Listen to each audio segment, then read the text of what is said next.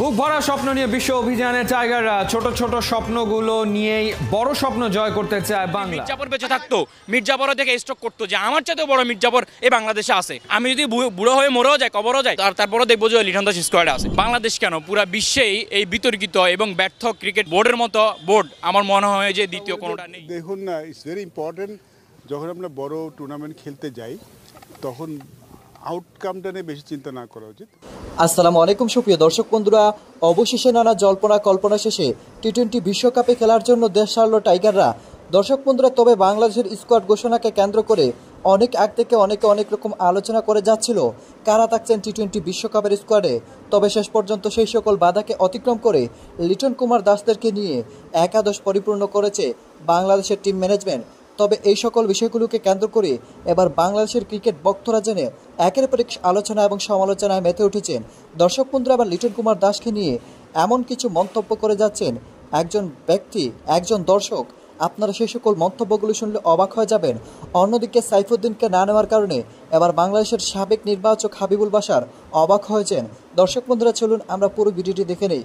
অবশ্যই ধৈর্য সহকারে পুরো ভিডিওটি দেখবেন, তাহলে সকল বিষয়গুলো পরিপূর্ণ বুঝতে পারবেন। আজকে যদি মির্জাপুর বেঁচে থাকতো, মির্জাপুর থেকে স্ট্রোক করতো যে আমার চাইতে বড় মির্জাপুর এই বাংলাদেশে আছে। আমি যদি বুড়ো হয়ে মরেও যাই, কবরও যাই, তারপরও দেখবো যে লিটন দাস স্কোয়াডে আছে। বাংলাদেশ কেন, পুরো বিশ্বেই এই বিতর্কিত এবং ব্যর্থ ক্রিকেট বোর্ডের মতো বোর্ড আমার মনে হয় যে দ্বিতীয় কোনোটা নেই। যেমন আপনি একটা কথায় আসেন যে লিটন দাসের কথা, বিশ্ব নন্দিত, জননন্দিত, তারপর হচ্ছে যে বলা যায় বাংলার উড়িষ্যার নবাব লিলিপুট লিটন দাস, যিনি হচ্ছে যে উনার দেখা একবার না বারবার না, এরকম যুগের পর যুগও পাওয়া যাবে না। ওই আমাদের অলরাউন্ডার, উনাকে বারবার সুযোগ দেওয়া হচ্ছে। উনাকে বারবার বোর্ড প্রেসিডেন্ট বলেন, নির্বাচক প্যানেল বলেন, কোচ বলেন, সবাই ওনাকে সুযোগ দিয়ে যাচ্ছে। যার কোনো কেন দিয়ে যাচ্ছে এটা আমার আসলে পার্সোনালি বোধগম্য নয়। আমি জানি না আসলে কেন দিয়ে যাচ্ছে, এটা আমি না, 17-18 কোটি বাঙালিও জানে না ওনাকে এত সুযোগ কেন দেওয়া হচ্ছে। লিটন দাস তো আমার মনে হয় যে আমি বুড়ো হয়ে গেল, লিটন দাস তখন স্কোয়াডে থাকবে।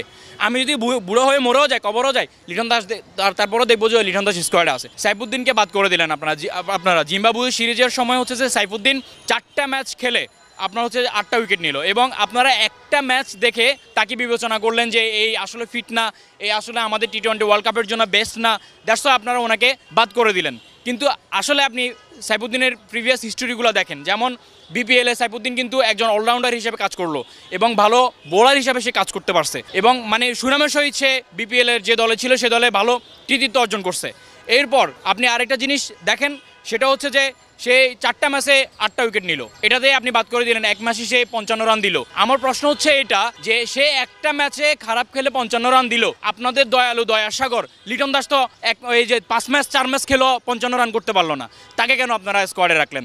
এরপর আসেন মিরাজের কথা। আমরা সবসময় বলি যে মিরাজ হয়তো বা আমাদের সেকেন্ড সাকিব আল হাসান হবে, বিশ্বসেরা অলরাউন্ডার হবে মিরাজ। এই মিরাজের অবদান আপনারা কেমন ভুলে গেলেন? আমার কাছে মনে হচ্ছে যে আজকে যদি মির্জাপুর বেঁচে থাকতো, মির্জাপুর থেকে স্ট্রোক করতো যে আমার চাইতে বড় মির্জাপুর এই বাংলাদেশে আছে। দ্যাট মিনস এই জন্যই বলতেছি, কারণ মিরাজের যে অবদান ছিল বাংলাদেশ ক্রিকেটের প্রতি, যে পিছনে তার যে অবদান ছিল, যেমন আপনি চিন্তা করেন ভারতকে আমরা হারাইতে পারি না, ভারতকে কোনোভাবে আমরা সিরিজ হারাইতে পারি না, এমন কোনো রেকর্ড আমাদের নাই, কিন্তু সেই রেকর্ড মিরাজের মাধ্যমে আমরা করতে পারলাম। যেমন এই যে মিরপুর স্টেডিয়ামে সেদিন সে শতক হাঁকাইলো ভারতের বিপক্ষে, এবং হাজারো ভক্ত দেখে কান্না করে দিল স্টেডিয়ামে তার এই যে কৃতিত্ব, এই যে অর্জনটা দেখে। তখনই আমরা ভাবছিলাম যে এই মিরাজ হয়তো আমাদের একদিন বিশ্বসেরা অলরাউন্ডার সাকিবের মতো হবে, কিন্তু সেই মিরাজের সাথে আপনারা করলেন মির্জাপুরই। তাহলে আপনাদেরকে বলতেই হয় যে যদি আমাদের এই যে মির্জাপুর বেঁচে থাকতো, সেও মেবি স্ট্রোক করতো আপনাদের এইসব কাহিনী দেখে। আমি হাত জোর করে মাপ চাচ্ছি নান্নু সাহেবের কাছে, ভাই আপনারে নিয়ে এতদিন যা বলছি, আপনি ব্যর্থ নির্বাচক, আপনি এই সেই সভাপতি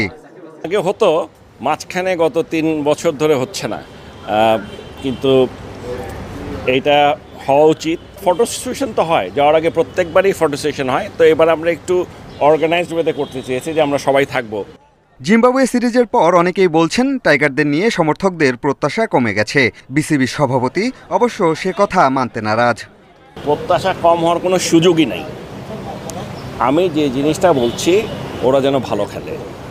আমি হারা জিতা নিয়ে মাথা ঘামাই না, দেশের মানুষও মাথা ঘামায় না। ওরা যদি ভালো খেলে ক্রিকেট, সবাই খুশি। এবারের বিশ্বকাপ দলকেই সেরা বলছেন বিসিবি সভাপতি। সাহস নিয়ে সবাই জ্বলে উঠতে পারলে দারুণ কিছু হবে বলেই বিশ্বাস করেন পাপন। একই সঙ্গে আস্থা রাখছেন সাকিব রিয়াদের অভিজ্ঞতায়। সাহস করে খেলতে হবে।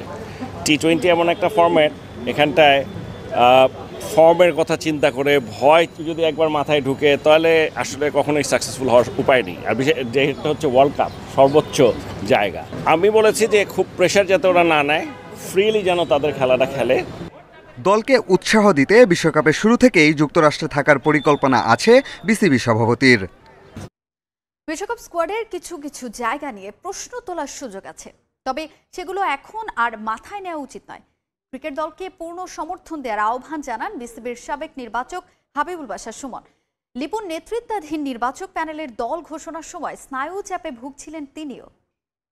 টিমের ফোকাস আমার দেখুন না, ইটস ভেরি ইম্পর্টেন্ট। যখন আমরা বড় টুর্নামেন্ট খেলতে যাই তখন আউটকামটা নিয়ে বেশি চিন্তা না করা উচিত। যে জিনিসটা কন্ট্রোল করা যাবে না সেই জিনিসটা কন্ট্রোল করার চেষ্টা করে। আমরা বললাম যে don't try to control uncontrollable thing. যেটা কন্ট্রোল করতে পারো সেটা আমাদের নিয়ে চিন্তা করা উচিত না, কথা বলা উচিত না। যদি পারফরমেন্স খারাপ হয় সেটা নিয়ে কথা হবে, সমালোচনা হবে, খুব স্বাভাবিক। বাট দল যখন কোনো টুর্নামেন্ট খেলতে যায় তখন ডেফিনেটলি একটা লক্ষ্য নিয়ে যায়। আমাদের ফোকাসটা সেদিকেই করা উচিত। মাঠে কোন ক্রিকেটটা খেলবো সেটা নিয়ে চিন্তা করা উচিত। ওয়ার্ল্ড কাপের মতো জায়গায় যেখানে আসলে সবার সমর্থনের খুব দরকার, যেই দলটা যাচ্ছে সেই দলটার পাশে সবার দাঁড়ানো খুব দরকার। বিকজ আমাদের প্রতিপক্ষ অন্যরা হওয়া উচিত, আমাদের প্রতিপক্ষ আমরা হওয়া উচিত না। অবশেষে বিশ্বকাপে যাওয়ার আগে আনুষ্ঠানিক ফটো সেশন করল বাংলাদেশ ক্রিকেট দল।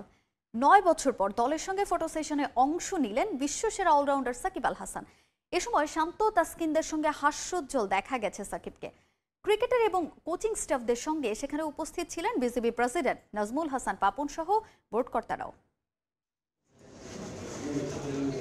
বিশ্বকাপের আগে আনুষ্ঠানিক ফটো সেশন যে কোনো দলের জন্য গুরুত্বপূর্ণ এক আয়োজন, তবে বাংলাদেশের ক্ষেত্রে বিষয়টা একেবারে ভিন্ন। যে কোনো বিশ্ব আসর আসলেই ফটো সেশন যেন বিসিবির এক মাথা ব্যথার নাম।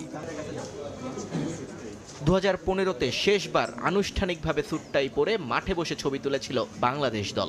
এরপর কালে কালে বেলা গেছে অনেক, কিন্তু এই ফটো সেশন নামের রীতিটাই যেন হারিয়ে গিয়েছিল ক্রিকেট কালচার থেকে। 2019-এ একবার চেষ্টা করেছিল বিসিবি, কিন্তু সাকিবের অনুপস্থিতি আর জার্সির রং বদল কাণ্ডে ভণ্ডুল হয়ে যায় সেটাও। এবার 5 বছর পর আবার। তো দর্শক বন্ধুরা, আপনারা হয়তো পুরো ভিডিওটি দেখে এবং এই সকল আলোচনাগুলো শুনে অবশ্যই বুঝতে পেরেছেন আসলে বাংলাদেশ ক্রিকেট টিম যখন দল ঘোষণা করে, বাংলাদেশের ক্রিকেট নির্বাচকরা যখনই দল ঘোষণা করে তখনই একটি প্রশ্নবিদ্ধ চিহ্ন রেখে দেয়। কারণ বাংলাদেশের দল ঘোষণার মধ্যে যেন বাংলাদেশের দর্শকদের মতামত সমান হয় না। তো দর্শক বন্ধুরা, আসলে কতটুকু যৌক্তিক বাংলাদেশের নির্বাচকরা আর কতটুকু যুক্তি বাংলাদেশের দর্শকরা, সেটাই হয়তো আপনারা বলতে পারবেন। তো দর্শক বন্ধুরা, এ বিষয়ে আপনাদের কি মতামত অবশ্যই কমেন্ট করে জানিয়ে দেবেন। তো দর্শক বন্ধুরা, ভালো থাকুন, সুস্থ থাকুন। আল্লাহ হাফিজ। আসসালামু আলাইকুম ওয়া রাহমাতুল্লাহি ওয়া বারাকাতুহু।